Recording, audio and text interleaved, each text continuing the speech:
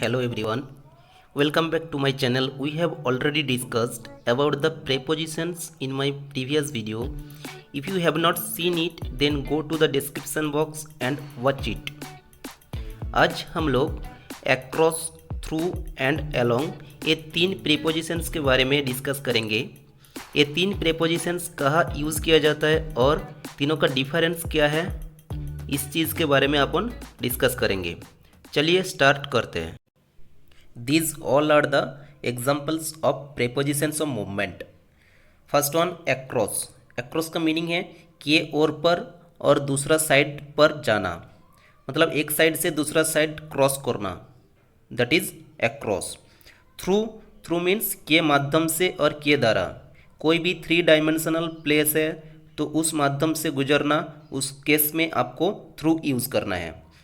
Along ने किसी के साथ चलना और किनारे किनारे पे चलना, उस केस में एलोंग का यूज़ किया जाता है। एक्रोस. एक्रोस का मीनिंग होता है के और पर। Okay, in a movement from one of a place to another it is used in two dimensional places like city, road और रिवर।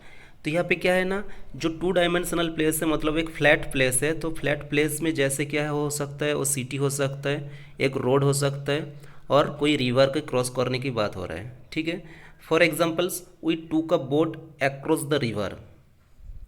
आपने एक बोट लिया था, ठीक है, वो रिवर को क्रॉस करने के लिए, तो यहाँ पे रिवर की क्रॉस करने की बात हो रहा है। Next you can see there building across the wall.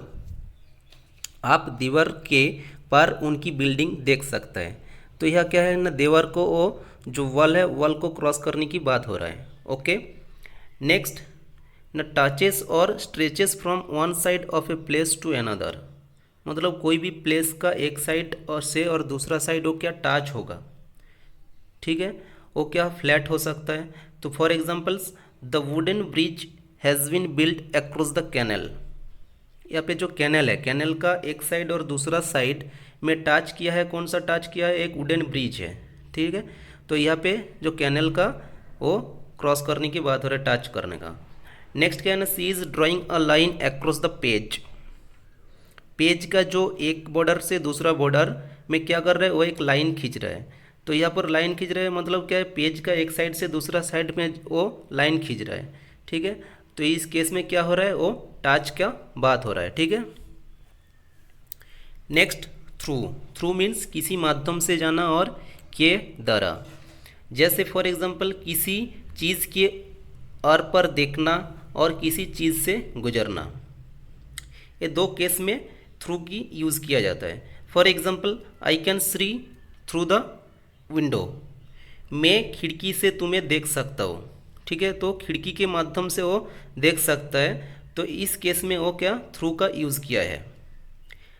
Next we love walking through the forest, हमें जंगल में घूमना बहुत पसंद है। तो यहाँ पे क्या है ना, जंगल की माध्यम से वो जाने की बात हो रहा है। ठीक है, जंगल की माध्यम से, so that's why through is used here. Along. Along means साथ साथ चलना और किनारे किनारे पे चलना। It is used to show movement following a line or length. For example we walked along the river, हम नदी के किनारे पे चले। तो यहाँ पे जो नदी है, रिवर है, रिवर की वो किनारे पे चलने की बात हो रहा है। ठीक है, किनारे की साइड साइड में चलने की बात हो रहा है, तो इसीलिए वो अलोंग का यूज़ किया है।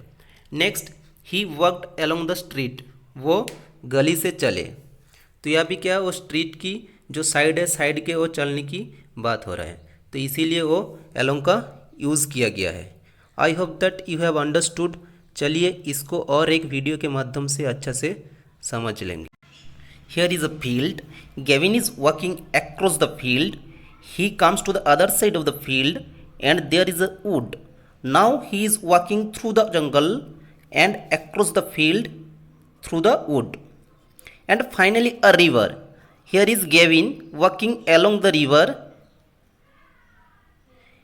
Here is Gavin first walking across the field. Then he is walking through the wood. And finally he is walking along the river. Here you can see the difference. Across is used from one side to the another side, something flat. Okay, but through is used in the three dimensional, like a doorway, a wood, a tunnel, and along is used from one end to the other like a road, a river, a line. This is another picture. Here a road, a house, and a path. Here a man with his dog. The man is going across the road, through the house, and along the path. Here he is again going across the road, through the house, and along the path.